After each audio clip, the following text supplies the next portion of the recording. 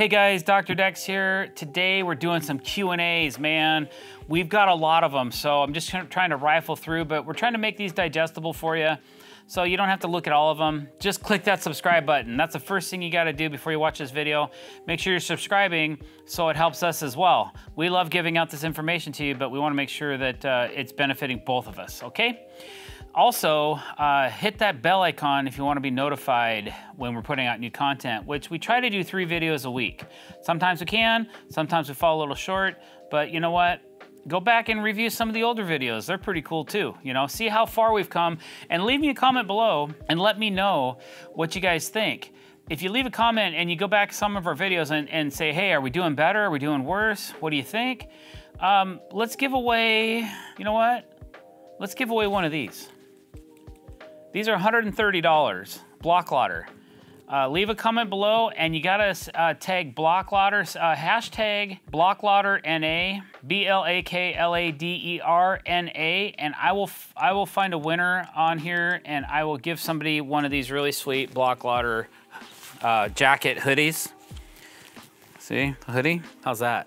Should I do the video like this for the rest of the video? No? Okay. Keeps your ears warm. All right, let's get to the Q&A. Any good page recommendations for dope backyard designs? On Instagram, I would go and follow Imagine, Design, and Build. Jack is a great guy. He's very inspiring. He has some really great designs. I think he has a complete design team. And also Deck South, if you're looking for specific, well, they're pretty much doing backyard designs as well. Deck Da Vinci, give him a follow. He is designing for Deck South right now, and they cannot be beat on their designs. My designs look like kindergarten crayon drawings compared to Robert. Robert is a master at his craft, and I gotta give some love to those guys. Has any question before identify a mistake you were unaware of or that helped you? People will ask me a lot of questions, and sometimes I'm looking at these comments on social media, I'm like, in hindsight, yeah, I guess I could have done it that way. Usually I'm doing something a certain way because of my experience, the financial ramifications of it, and the forethought of it. And sometimes I'm like, yeah, you know what? Maybe next time I will try doing it that way. But it's not always something like, so many people fire away at me so many times on, hey, how come you didn't do it this way? How come you didn't remove the concrete step on the last job? Okay, I admit, yeah, it would have looked better. But you toss me another $1,000 and I'll go ahead and do it. The homeowner didn't want to pay for that, okay? So it comes down to economics. I can't do everything so glamorous all the time, you guys. It's almost ridiculous to think that we are a glamour company and that we are gonna do this high-end output every single time. There's nothing wrong with what we did. I'm very proud of it. It looks great. But yeah, it could have been a little bit better if we would have jackhammered that step out and framed the step all the way down. Hindsight sometimes is a real bear. I've been doing this for over 30 years and I'm still learning. And social media has been a 98% positive avenue, and then you get 2% of the people that just don't like you, you know, and they're gonna make you aware of that. So thank you for that, because it keeps me real. Okay, moving on. Okay, key benefits of using pressure treated Hemlock over standard pressure treatment. There's a couple different types of pressure treated here that we have access to, but I'm pretty much using what's standard in our region. The lumber with all the incisions in it, that's what's available to me. I don't know any different.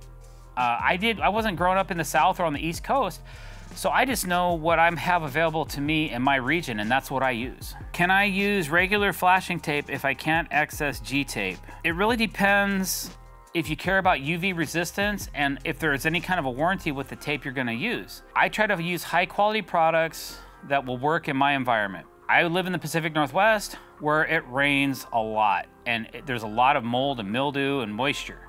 So I'm using products that are really good for that. If you live in Arizona, maybe you don't need to use GTape. Maybe you can use something else, but the UV stability of GTape is a good reason to use it. Even where I live, it's gonna break down if it's not stable, okay? In base temperatures / snow, would you use the same techniques to insulate the frame? I usually don't insulate my decks. I'm not sure exactly what that question means. We build the same way year round unless there's ice buildup on our framing. If there's ice buildup on our framing, I usually will use a weed burner and melt all that before we lay deck boards, because ice buildup can cause a problem. You could have gaps between your decking and your framing after ice melt if you don't make sure it's flat and secured down properly to the frame. So if that was a question, then there you go. Ever get 2 P10 stains on the decking / remedy?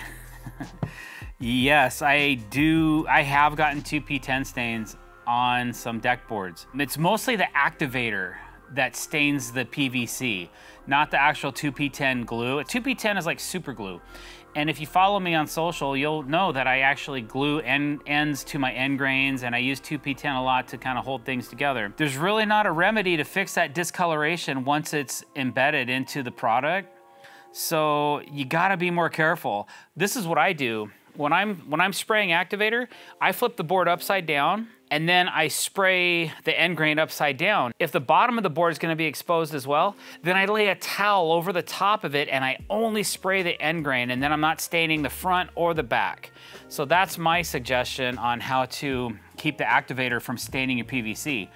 And then don't over glue. If you use too much glue and then you have Activator and then you're pushing it together, you're gonna get some squeeze out, and eventually it's going to show on your boards, and then you either have to cut that out with a knife, scrape it out, or live with it. Do you ever do covered decks? Yes, occasionally. As a matter of fact, one of the decks that we just covered, we added a hot tub cover for. It got a lot of views, 200,000, 300,000 views or something like that on Instagram. So we mostly do aluminum and acrylic patio covers. Sometimes we do Alaska style gazebo type covers, but I haven't done one in a while. So we do covers as well, yes. Are your supply chain issues behind you? Has the US improved and prices leveled off? This must be somebody from another country. Most of our supply chain issues have subsided.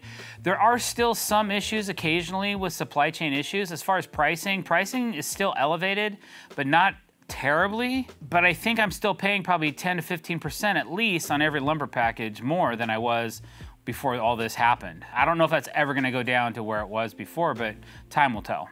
Best resource for someone getting started on learning how to build a deck. If I were you, I would go to drdecks YouTube page and click subscribe. Your favorite method of attaching your load-bearing beams to the posts? Right now, I'm really getting a lot out of the strong tie outdoor accents, because not only are they an attractive bracket, they satisfy the code for your post to beam connection. I'm not crazy about the heavy duty stuff or the cheap Z-Max looking stuff.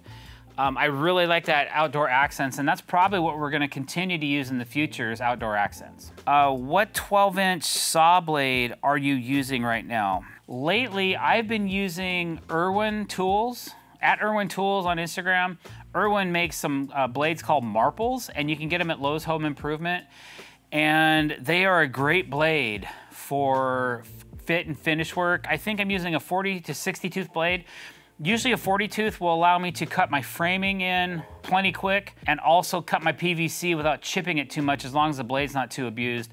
Sometimes after you get a lot of pitch and sap build up and the blade starts to dull out, you gotta let that sucker wind up when you're cutting your PVC, or you drop a new one on. But you know, I think they're between 40 and 60 bucks a piece, so. Which do you like better, leg bolts or structural screws from Simpson? I always prefer structurally rated fasteners from Simpson or from Fasten Master.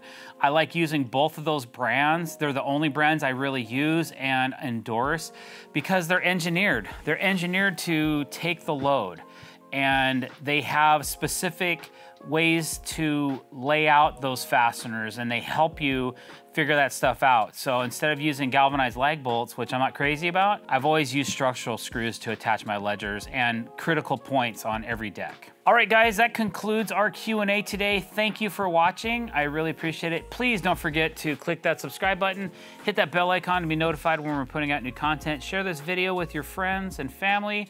Don't forget to like this video and leave a comment below, and I will get back to you in a timely fashion. Thanks for watching. Have a great day.